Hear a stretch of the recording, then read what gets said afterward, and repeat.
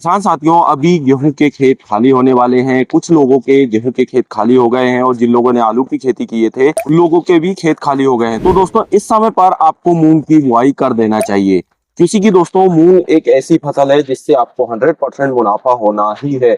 तो यदि आप मूंग की खेती करना चाहते हो तो ये वीडियो आपको पूरा ध्यान से आपको देखना है। तो कैसे मूंग की बुआई करना है और कैसे खेत की तैयारी करना है, सभी प्रकार की जानकारी आपको इस वीडियो में मिलने वाली है कि खाद उर्वरक बेसल डोज आपको क्या डालना चाहिए जिससे आपको सबसे अच्छा रिजल्ट देखने के लिए मिले। तो दोस्तों नमस्ते, मेरा नाम है नीरज और आप देख रहे हैं खेती का साथी। यदि दोस्तों मूंग की खेती करना है और अच्छा मूंग का उत्पादन आपको चाहिए तो सबसे उसमें इंपॉर्टेंट जो पॉइंट होता है दोस्तों, खेत की तैयारी और बेसल डोज। तो दोस्तों खेत की तैयारी, जैसे ही आपके खेत खाली होते हैं तो खेत की तैयारी आपको अच्छे से करना है। खेत की तैयारी में दोस्तों 2 से 3 बार कल्टीवेटर के माध्यम से गहरी जुताई आपको करवा देना है और अच्छे से रोटावेटर चलाकर मिट्टी को पहले भुरभुरा करवा देना है। यदि हो सके दोस्तों तो रोटावेटर चलाने से पहले आपको इसमें गोबर की खाद, अच्छी गली हुई गोबर की खाद को 1 से 2 ट्राली जरूर डलवाए। इससे उत्पादन आपका बढ़ जाएगा और अच्छा रिजल्ट आपको देखने के लिए मिलेगा। इसके बाद आपको, यदि आप पलेवा करके सिंचाई करके बुआई करना चाहते हो तो आपको सिंचाई कर देना है। इसके बाद आपको क्या करना है दोस्तों, आपको उसमें खाद उर्वरक बेसल डोज पर विशेष ध्यान देना है। दोस्तों मूंग की फसल में सबसे ज्यादा जैसे फास्फोरस की जरूरत होती है, दलहनी फसलों में नाइट्रोजन की ज्यादा जरूरत नहीं होती है। और दोस्तों जैसे हम बात करें सल्फर, गंधक की, इसकी जरूरत होती है, मैग्नीशियम की जरूरत होती है, पोटेशियम की जरूरत होती है और भी कई प्रकार के माइक्रोन्यूट्रिएंट होते हैं, इनकी जरूरत मूंग की फसल को पड़ती है। यदि आपको अच्छा बेस्ट उत्पादन चाहिए मूंग का, क्योंकि दोस्तों 60 से 70 दिन में इसका उत्पादन प्रोडक्शन आप ले सकते हो, बहुत कम खर्चे में इससे उत्पादन आप ले सकते हो। और रेट की बात करें तो दोस्तों इसके हमेशा अच्छे रेट देखने के लिए मिलते हैं, क्योंकि दोस्तों ये दलहनी फसल है, सभी के घरों में इसका उपयोग होता है। तो आपको बेसल डोज पर ध्यान देना पड़ेगा।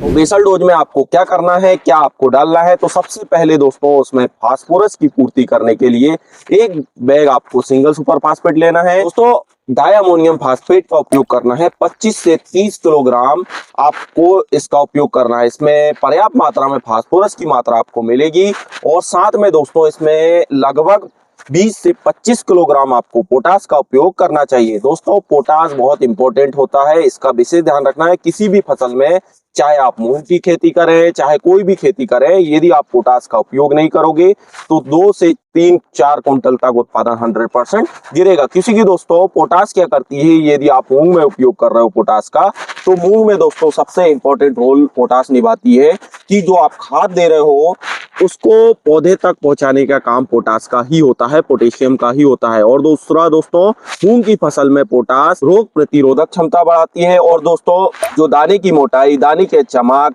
वो पोटास ही बढ़ाती है। तो ध्यान रखना है आपको, मूंग की फसल में आपको 20 से 25 किलोग्राम पोटास का अवश्य उपयोग करना है, इसको भूलना नहीं है दोस्तों।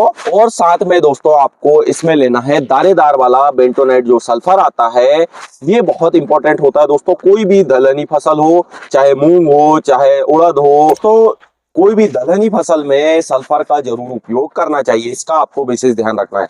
7 से 8 किलोग्राम बेंटोनेट जो सल्फर आता है दानेदार फॉर्म में, जो आप स्क्रीन पर देख रहे हो, ये वाले सल्फर का आपको उपयोग करना है। बहुत सस्ता मार्केट में मिलता है, इसको 7 से 8 किलोग्राम आपको 1 एकड़ के हिसाब से मैं ये डोज बता रहा हूँ दोस्तों। और दोस्तों इसके साथ लेना है आपको 500 ग्राम आपको लेना है बोरान। दोस्तों सभी को मिक्स कराकर आपको पूरे खेत में डलवा देना है। या आप सीडलिंग के माध्यम से बुआई कर रहे हो तो वैसे डलवा दें, या दोस्तों ब्रॉडकास्टिंग आप कर रहे हो तो आप खेत में इसको डलवा दें। इसके बाद आप बुआई कर सकते हो मूंग की। यदि आप इन खादों का उपयोग नहीं करोगे तो आपको उत्पादन कम देखने के लिए मिलेगा, तो इसका विशेष ध्यान रखना है दोस्तों।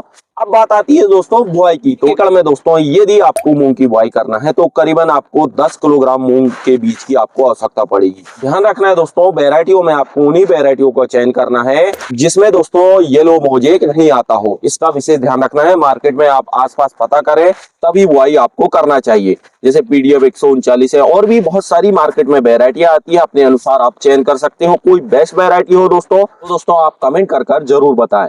बात करें दोस्तों बुआई आप जैसे कर देते हो, इसके बाद आप उसमें खरपतवार नियंत्रण के लिए आपको पेंडामिथाइल का उपयोग करना चाहिए। 700 से 800 ml 120 लीटर पानी में घोल बनाकर पेंडामिथाइल का एक स्प्रे आपको करवा देना है। ध्यान रखना है दोस्तों, जैसे ही बुआई करे आपने तुरंत बाद दोस्तों आपको पेंडामिथाइल डाल देना है। ये नहीं कि आप 4 से 5 दिन बाद डाल रहे हो, ये बिल्कुल आपको नहीं करना है। यदि उसके बाद डालोगे तो जर्मिनेशन आ जाएगा तो दोस्तों, और उससे आपको नुकसान देखने के लिए मिलेगा।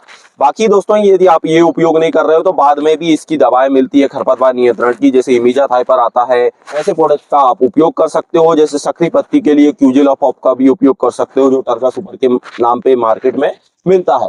और जैसे ही दोस्तों जर्मिनेशन हो जाता है उसके 20 दिन बाद आपको इसमें खाद का उपयोग करना है। इसमें लेना है दोस्तों आपको 15 किलोग्राम लेना है यूरिया। हालांकि इसमें नाइट्रोजन की ज्यादा जरूरत नहीं है, परंतु अच्छी ग्रोथ के लिए हमको नाइट्रोजन का थोड़ा उपयोग इसमें करना है।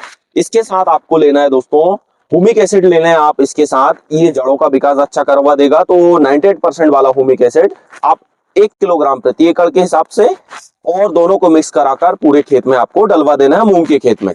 इससे अच्छे रिजल्ट आपको देखने के लिए मिलेंगे। और इसके बाद एक स्प्रे आपको करवाना है दोस्तों कीटों का अटैक। इस समय पर जब हम गर्मियों में मूंग की खेती करते हैं तो कीटों का अटैक बहुत ज्यादा देखने के लिए मिलता है। तो उसके लिए थाइमेथाक्साम प्लस लेमिडा 12 ml प्रति पंप, या फिर आप प्रोपोनोपास प्लस साइफर 25 ml प्रति पंप, दोनों में से कोई एक, और साथ में थाइपोडेट मिथाइल या कार्बेंडाजिम 25 ग्राम प्रति पंप, दोनों को मिक्स कराकर आप स्प्रे करवा सकते हो। और दोस्तों इस समय पर इल्लियों का भी अटैक ज्यादा देखने के लिए मिलेगा, तो क्लोएंट्रानिलीपोल जैसे प्रोडक्ट जैसे कोराजन के नाम पर मार्केट में मिलेगा। ये कोई प्रमोशन नहीं कर रहा हूँ, आजकल जेनरिक में भी बहुत सारे ये टेक्निकल आपको मिलेंगे, तो सस्ता मिल जाता है, तो आप इसका उपयोग कर सकते हो। और जैसे एक्सपोनस आता है इसका उपयोग कर सकते हो, और भी बहुत सारे मार्केट में अच्छे कीटनाशक आते हैं। यदि इल्लियों का प्रकोप हो रहा है तो आप ऐसे प्रोडक्ट का आप उपयोग कर सकते हो। इससे दोस्तों अच्छे रिजल्ट आपको देखने के लिए मिलेंगे। और जब फ्लावरिंग स्थिति हो दोस्तों, आगे आपको क्या करना है ये आपको अगले वीडियो में जरूर ये जानकारी मिलेगी। और ऐसी ही जानकारी देखने के लिए दोस्तों